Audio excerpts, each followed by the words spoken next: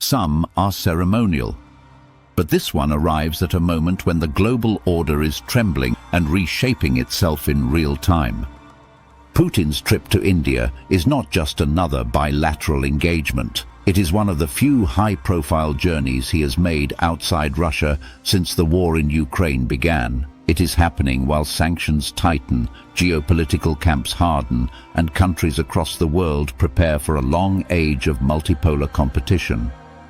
For India, this moment is not about choosing sides.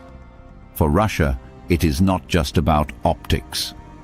What does this visit reveal about the future of global power?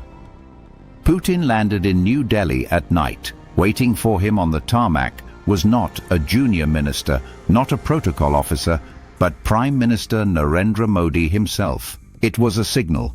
This was not a cold, cautious, arm's-length interaction. By the next morning, the choreography intensified. At Rashtrapati Bhavan, the presidential palace, Putin received a full ceremonial welcome. Red carpet, guard of honor, military bands, and a 21-gun salute. Through the day came official talks, a business forum, photographs. Modi's gifts to Putin were equally symbolic. Fine Assam tea with a crafted silver tea set, Kashmiri saffron, a silver horse, a marble chess set, and a Russian translation of the Bhagavad Gita. Culture, respect, continuity, all woven into the diplomatic script. For a leader that much of the West has tried to cast as a pariah, these images sent a very clear message. India will not allow others to decide whom it can or cannot host. New Delhi is signaling something blunt and unapologetic. It will maintain strategic autonomy. It will talk to everyone. It will obey no one. But behind the visuals and the ceremony lies the real story. What did India and Russia actually discuss? What deals moved forward? What remained unsaid but clearly understood? And how does all of this reshape the chessboard of global power? To understand that, we start with the foundation of the modern India-Russia partnership: energy. Putin made an unusually explicit promise in Delhi. Russia is ready to ensure uninterrupted fuel supplies to India. For a Kremlin that usually prefers strategic ambiguity, this kind of direct assurance is rare. It reflects a shared reality. Oil is the lifeblood of the Indian economy. When sanctions shut Russia out of Western markets after the invasion of Ukraine, India stepped in. Russian crude, once a tiny fraction of India's imports, surged to more than a third of its oil basket as refiners grabbed discounted barrels.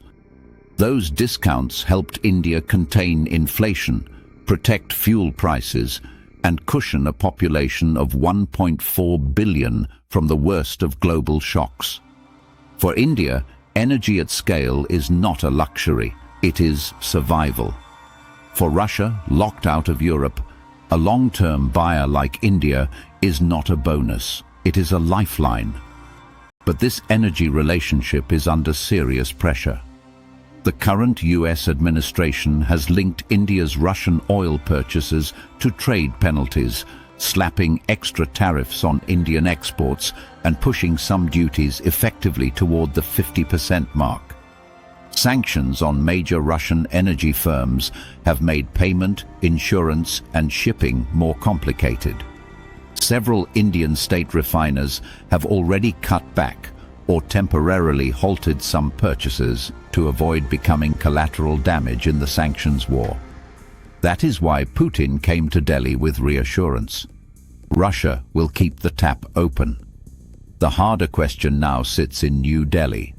How far can India keep turning that tap on without paying a different price in Washington? Energy, however, is only the first layer of this visit. The deeper story lies in the economic roadmap both countries are drawing for the next decade. Just a few years ago, annual India-Russia trade hovered around $8 billion. Today, driven largely by oil, it has shot up to nearly $69 billion. But this trade is heavily one-sided. Most of that number is energy flowing from Russia to India.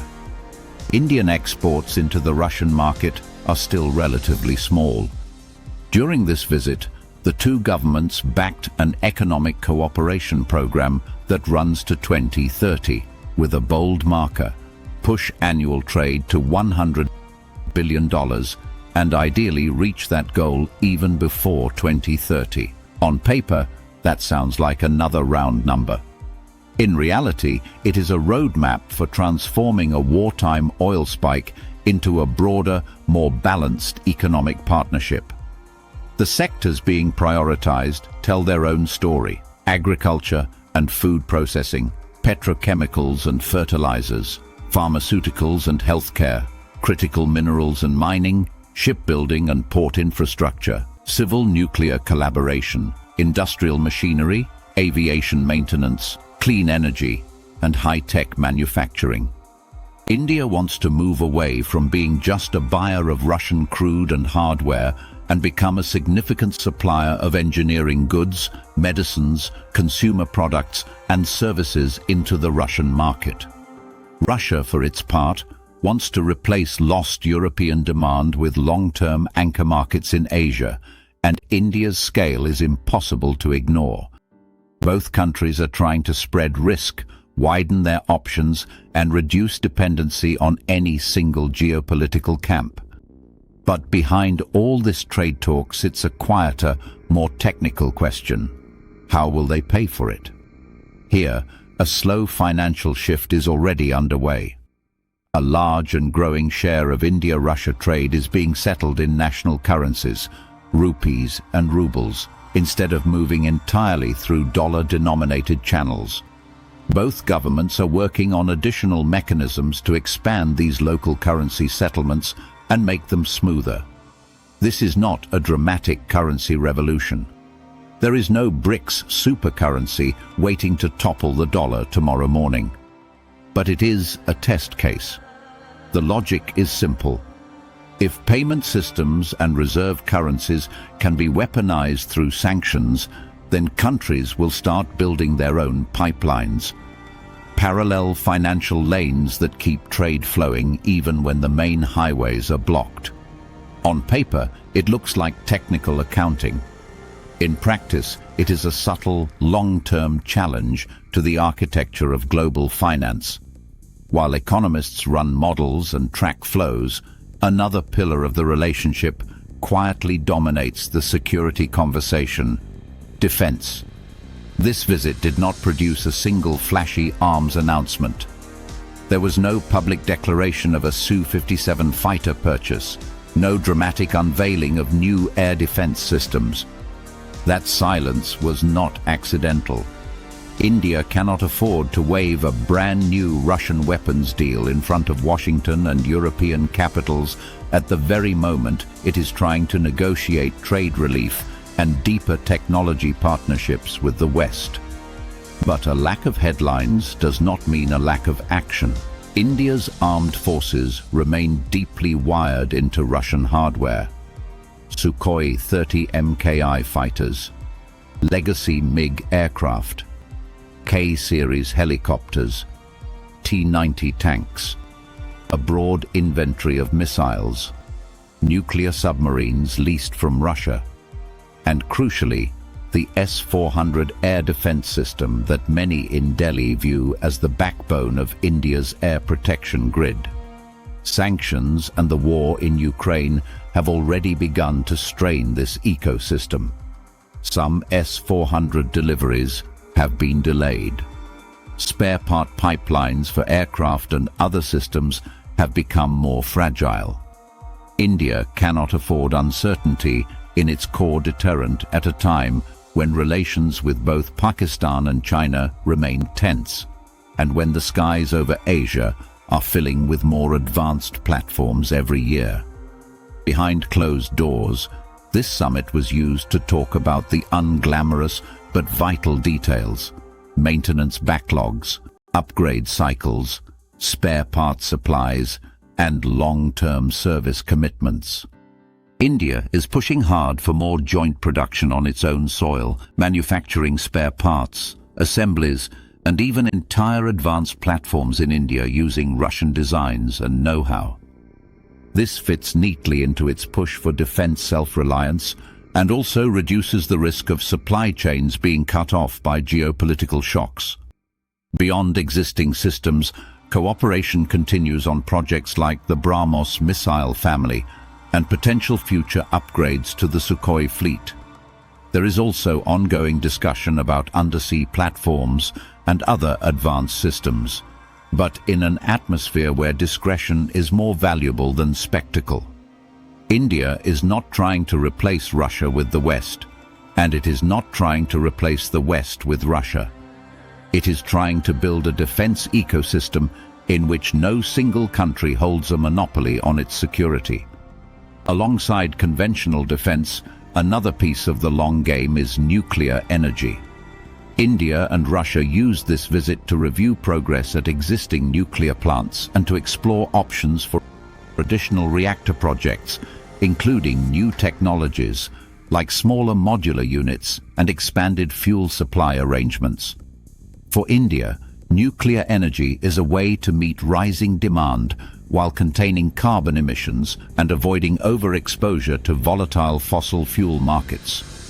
For Russia, it is a sector where it still has deep expertise and competitive advantage, and India is a marquee partner.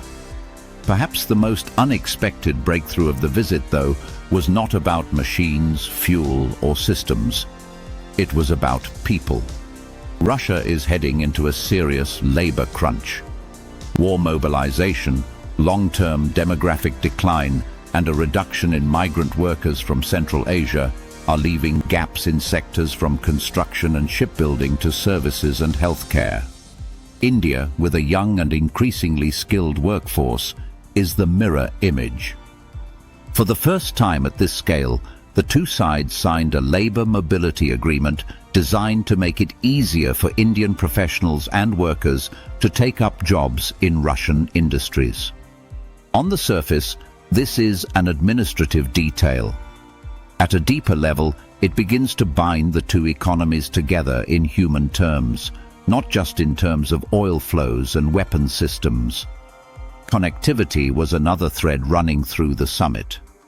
India and Russia reaffirmed their commitment to three major corridors: the International North-South Transport Corridor, linking India to Russia through Iran and Central Asia, the Chennai-Vladivostok maritime route cutting shipping time between the Indian Ocean and the Russian Far East, and the Northern Sea route through Arctic waters that Moscow hopes to turn into a new high-latitude trade highway.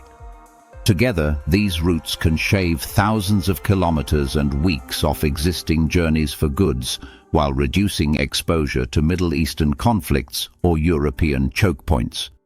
Add in the vision of digital virtual corridors, where customs and logistics systems are linked electronically to ease movement, and you see the deeper ambition: a parallel trading architecture less dependent on the old centers of global commerce. When you put all these layers together, energy, trade, currencies, defense, nuclear, labor, and corridors, the geopolitical meaning of this visit becomes clearer. To the Indian public, the message is that the country is no longer just a balancing player, but a pole in its own right. Images of Modi receiving Putin at the airport, hosting him at a private dinner, welcoming him with the full ceremony of the presidential palace, offering him curated cultural gifts and a lavish state banquet. All of this feeds a narrative of India as a confident civilizational power whose friendship is sought by others.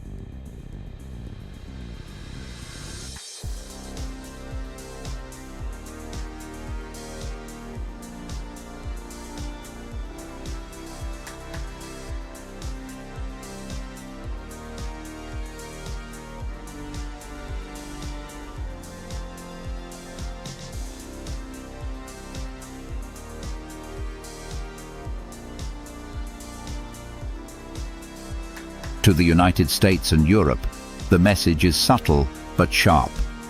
India will not dismantle its ties with Russia to satisfy Western expectations. At the same time, it will not weaken its partnerships with Washington, Paris, Berlin or London. As it embraces Putin in Delhi, India is also negotiating tariff relief, defense co-production, and technology deals with the West. This is not old-style non-alignment. This is multi-alignment, engaging all sides, aligning with none, and maximizing national interest. The tension is real. There is tariff escalation from Washington, pressure over Russian oil, and diplomatic messaging from European capitals over India's stance on Ukraine. Yet, India chose to roll out its warmest protocol for Putin, and to use this visit to deepen, not dilute, the partnership. To China, the signal is just as important. Russia does not want its entire Asian strategy to run exclusively through Beijing. Strengthening ties with India gives Moscow options and leverage. For India, which faces very real border tensions and strategic rivalry with China, a Russia that maintains some balance in Asia is far preferable to a Russia fully dependent on Chinese goodwill. And to much of the global south, India's behavior offers a practical survival guide for a divided world. Do business with everyone. Take pressure from no one. Use great power competition to create room for your rise, instead of becoming a permanent junior partner in someone else's block. This visit is not just about contracts, maintenance schedules, or transport corridors. It is about the silent reconfiguration of global power. The old order of fixed blocks and unquestioned hierarchies is fading. A new order is emerging, shaped not by two superpowers, but by many influential states, each trying to manage its risks and expand its freedom of action. In that unstable landscape, India stands at a pivotal point. The real question now is this: as great power rivalry intensifies, can India continue to walk this razor-thin line, engaging Russia, partnering with the West, managing China, supporting the global south, and still come out stronger? Because in the world we are entering, balance is no longer just a tactic or a slogan. Balance itself is a form of power. Thank you for watching. If this inspired you, hit subscribe, like, comment and share. Be part of our journey. Beyond identities, beyond borders, beyond divisions. Our destiny is one. You are watching Next Horizon Global.